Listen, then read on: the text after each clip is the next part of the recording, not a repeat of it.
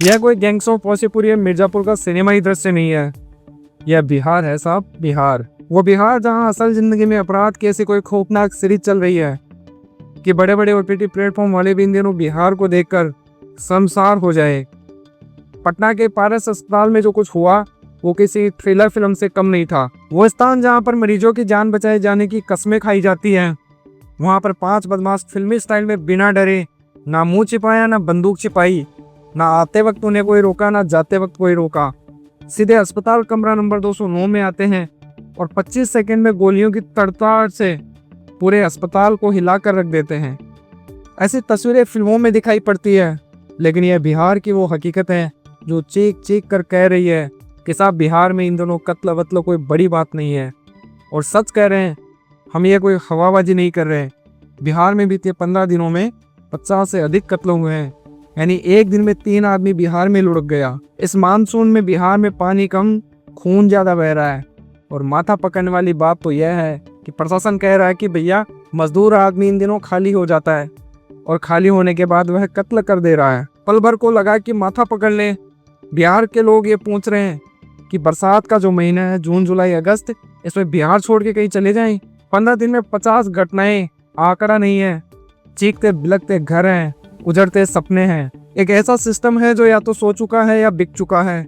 और इसलिए आज हम कह रहे हैं कि बिहार अब राज्य नहीं है, बिहार एक शूटिंग रेंज बन चुका है, जहाँ कानून की जगह बंदूक बोलती है और इंसान की जान केवल एक गोली जितनी रह गई है। वो बिहार जो कभी सत्ता और प्रशासन का गढ़ था, आज अपराधियों के हवाले हो चुका है। पारस अस्पताल के आईसीयू में गोलीबारी का जीता जागता और डरावना उदाहरण है। 5 शूटर फिल्मी स्टाइल में पहुंचते हैं, दिन दहाड़े घुसते हैं। चंदन मिश्रा नाम का एक अपराधी होता है, उसे मौत के घाट उतार कर निकल जाते हैं और सीसीटीवी में यह घटना कैद हो जाती है। दुखद यह था कि न आते वक्त कोई रोका न जाते वक्त रोका। चंदन मिश्रा खुद एक अपराधी था, पैरोल के बहाने बाहर आया था, उसकी हत्या हो गई। यह भी साधु आदमी नहीं था, 10 आदमी का यह भी हत्या किया हुआ था। लेकिन सवाल यह है कि क्या बिहार में अपराधी इतना बेलगाम है कि कभी जेल के अंदर मरवा देता है, कभी जेल से निकलते मरवा देता है, कोई पेरोल पर आए हुए को मरवा दे रहा है। और पुलिस इतनी बेबस है, क्या पुलिस का काम खाली वीआईपी ड्यूटी है? क्या बिहार में आम आदमी की जिंदगी की कोई कीमत नहीं बची? पटना के एसपी कार्तिकेय शर्मा कहते हैं कि चंदन जो था दुर्दांत अपराधी था, गैंगवार ने मारा गया उसने। यानी पुलिस को भी ऐसा लगता है कि वो मान चुकी है कि बिहार में संगठित अपराध है और इसमें मरते रहते हैं लोग। इसमें कोई बहुत बड़ी बात नहीं है, लेकिन सवाल यह है कि साहब अगर गैंगवार ही सब कुछ तय करेगा तो फिर कोर्ट कचहरी और पुलिस कानून का मतलब क्या रह गया? और एसएसपी साहब, आप कानून के रखवाले हैं, लेकिन आपके बयान से ऐसे लगता है कि आप लोगों ने या आपकी पुलिस ने बिहार में अपराधियों के सामने हथियार डाल दिए हैं। अरे अस्पताल एक संवेदनशील जगह होती है। गोलीबारी और पुलिस की चुप्पी जो है वो दर्शा रही है कि बिहार में सिस्टम दम तोड़ रहा है। खैर यह तो एक कहानी है, इसके आगे एक ऐसा बयान सामने आया एडीजी साहब की तरफ से जिसको पकड़कर आप माथा पकड़ लेंगे। बिहार के डीजी हेडक्वार्टर कुंदन कृष्णन, उन्होंने हद पार कर दी। वो कह रहे हैं कि भाई साहब मई और जून के महीने में बिहार में किसान के पास काम नहीं होता, इसलिए बिहार में आपराधिक घटनाएं बढ़ जाती हैं। मतलब सच कहें तो इससे ज्यादा बेतुका, अपमानजनक और शर्मनाक बयान क्या हो सकता है?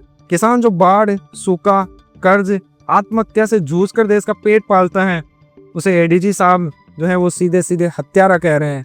अरे अपराध का कारण ढूंढना है तो सिस्टम के नाकामी ढूंढिए। अपनी बेचारगी देखिए, बेरोजगारी देखिए, करप्शन देखिए, संगठित माफिया देखिए। आपने अपना बिल सीधे सीधे किसान पर फाड़ दिया और आम जनता पूछ रही है साहब अगर जून जुलाई में यही हाल है तो हम लोग क्या करें? आप बोलो तो 4-5 महीना कहीं घूम आते हैं। हालांकि बिहार सरकार और बिहार पुलिस इन दिनों आंकड़ा दिखा रही है। एक होता है हकीकत रियलिटी और एक होता है परसेप्शन। परसेप्शन आंकड़ों के जरिए बनाया जाता है और रियलिटी जो दिखाई पड़ती है। बिहार पुलिस कह रही है कि एनसीआरबी के आंकड़े कहते हैं कि बिहार में इस साल घटनाएं कम हुई है। बिहार इस साल बेहतर स्थिति में है, लेकिन जो दिखाई पड़ रहा है वो कहता है कि इन आंकड़ों से सच्चाई बहुत दूर है। वो जो था ना आदम गोडवी साहब का कि तुम्हारी फाइलों में गाँव का मौसम गुलाबी है, मगर ये दावे झूठे और ये वादा किताबी है। एनसीआरबी के आंकड़ों के जरिए कहा गया घटनाएं कम हुई है, लेकिन हकीकत में यह है कि जनवरी से लेकर जून के महीने में बिहार में 10,376 हत्याएं इस साल 2025 में हुई है, जो औसतन प्रति महीना 29 हत्याएं हैं। बीते 17 दिनों में 50 से अधिक हत्याएं हुई है और ये आंकड़े इस महीने तक भी पहुंच रहे हैं। यानी हर दिन बिहार में 3 आदमी कम से कम मरे जा रहे हैं। लेकिन पुलिस कह रही है कि पिछले साल के मुकाबले स्थिति बेहतर हुई है। लेकिन यही हाथ जोड़ने का मन किया हमारा। हमको लगा चलिए कुछ आंकड़ा वो रखे हैं, कुछ आंकड़ा हम भी दिखा देते हैं आपको। 3 जुलाई को मधेपुरा के मुरलीगंज में सब्जी विक्रेता दिनेश दास और उसकी पत्नी भलिया देवी की जमीनी विवाद में हत्या हो गई। 4 जुलाई को पटना में कारोबारी गोपाल खेमका को मार दिया गया। इसके अलावा 6 जुलाई को दानपुर में स्कूल संचालक अजित कुमार को मारा गया। पूर्णिया में एक ही परिवार के 5 लोगों को मार दिया गया। नालंदा में 2 लोगों को मारा गया। बेतिया में हृदय मिश्रा को भी मार दिया गया। मुजफ्फरपुर में मुमताज अहमद को मार दिया गया। अररिया में अबू हुरेरा को मार दिया गया। सिवान में 3 लोगों को, समस्तीपुर में सुरेश मेहता को और बेगूसराय में सुनील कुमार की हत्या कर दी गई। 7 जुलाई को मधुबनी में किसान बद्री यादव और वैशाली में सुरेंद्र झा की गोली मारकर हत्या हुई। 8 जुलाई को भागलपुर में मोहम्मद सद्दाम, नवगछिया में साजन कुमार और नवादा में एक हत्या हुई। 10 जुलाई को पटना में बालू कारोबारी रमाकांत यादव की हत्या हुई। जहानाबाद में शिवनंदन की हत्या हुई और समस्तीपुर में बुजुर्ग महिला की हत्या हुई। 11 जुलाई को पटना में विक्रम झा की हत्या हुई। मुजफ्फरपुर में एक व्यापारी की हत्या हुई और वेटनरी कॉलेज में एक छात्र की हत्या हुई। फिर 12 जुलाई को गया में 14 साल की बेटी और नालंदा में एक महिला की हत्या हुई। 13 जुलाई को पटना में वकील जितेंद्र मेहता, सीतामढ़ी में एक व्यापारी और छपरा में शिक्षक की हत्या हुई। 14 जुलाई में बेगूसराय और खगड़िया में हत्या हुई। 15 जुलाई को नवादा में 16 साल की सीमा की हत्या हुई। अब ये हत्याएं लगातार हो रही है और अगर इन हत्याओं को देखकर आपके मन में यह लग रहा है कि साहब केवल गरीब आदमी मरे होंगे या अपराधी मरे होंगे, तो आप बता दें गलत है, क्योंकि बिहार में रईस भी मरे हैं। बिहार में गोपाल खेमका की हत्या ने साबित किया कि अमीर आदमी भी सुरक्षित नहीं है। गोपाल खेमका कोई साधारण व्यक्ति नहीं थे, बड़े कारोबारी थे। बड़े बड़े नेताओं से उठना बैठना था उनका, लेकिन दिन दहाड़े उनको मार दिया गया। और कब मारा गया? जब उनको पता था कि उनकी हत्या हो गई। पुलिस भी जानती थी। 7 साल पहले ऐसे ही उनके बड़े बेटे की भी हत्या हुई थी। एनसीआरबी के आंकड़ों के जरिए भले ही अपराध की कमी का दावा किया जाए, लेकिन हकीकत यह है कि बिहार में हर दिन खून बह रहा है। सिस्टम नाकाम है, भ्रष्टाचार चरम पर है और सियासी चुप्पे ने बिहार को एक ऐसे शूटिंग रेंज में तब्दील कर दिया जहां इंसान की जान की कीमत सिर्फ एक गोली रह गई। अगर अस्पताल में किसी इंसान को गोली लग रही है तो इंसाफ की उम्मीद कहाँ हो? और अगर पुलिस खुद हार मान ले और कह दे कि बरसात के महीने में तो घटना होती रहती है, सवाल है कि जनता जाए तो जाए कहाँ?